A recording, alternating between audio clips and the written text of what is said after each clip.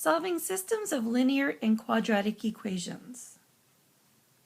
For example, y equals negative x squared minus x plus 6 and y equals x plus 3. The first equation in our system is quadratic and the second equation is a linear equation. So let's look at solving this system algebraically first. In solving it algebraically, the key is to use substitution. So our first step would be substitute x plus 3 in for y in the first equation. So that leads us to have x plus 3 equals negative x squared minus x plus 6. Second, we're now going to write our quadratic equation in standard form. So I need to have everything on one side of the equal sign and 0 on the other. I like to move my terms to the side where my quadratic term will be positive. So I will add x squared to both sides, add x to both sides, and subtract 6 from both sides. That means we'll be left with x squared plus 2x minus 3 equals 0. Okay, now that our quadratic equation is in standard form, we need to solve it, and we can solve it by factoring, or in this case we could even solve it using the quadratic formula. You can always use the quadratic formula if you can factor. Factoring would be quicker. So here, factoring, I'm going to set up my parentheses. I'm going to put my x's in, and I need to find two numbers that multiply to negative 3 but add up to positive 2. And that would be positive 3 and negative 1.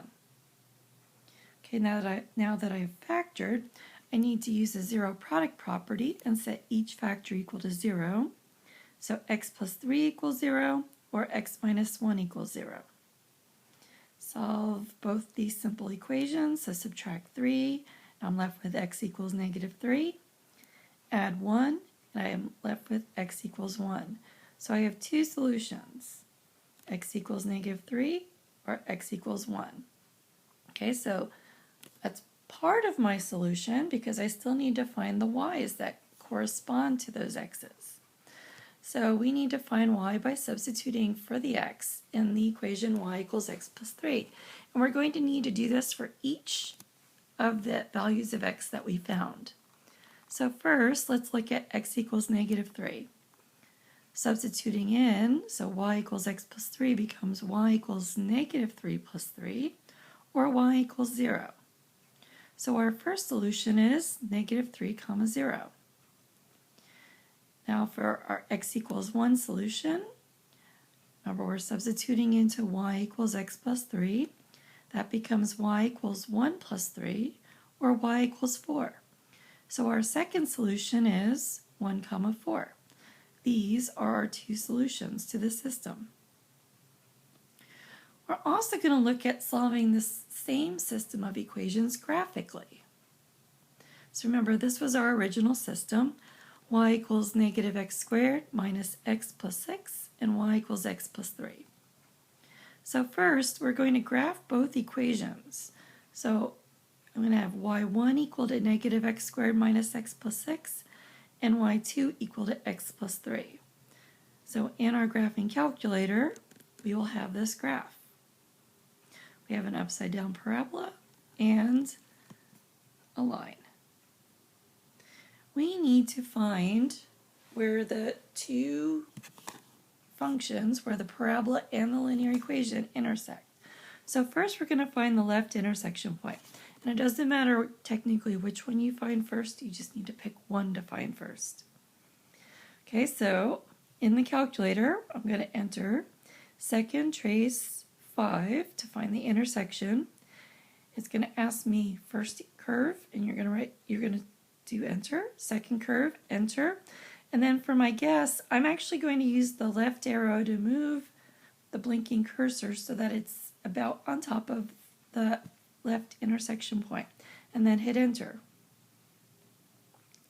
And the graphing calculator will tell us that our first intersection point is negative 3 comma 0. same that we found algebraically. Okay, now we've got one more intersection point to find, the right one, or the one that we haven't found yet. So we're going to enter very similar keystrokes into the calculator.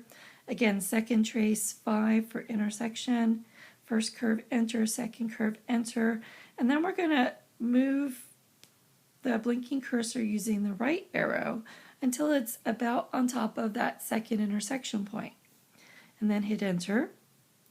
Our graphing calculator is going to find the right intersection point now, and that is 1, 4.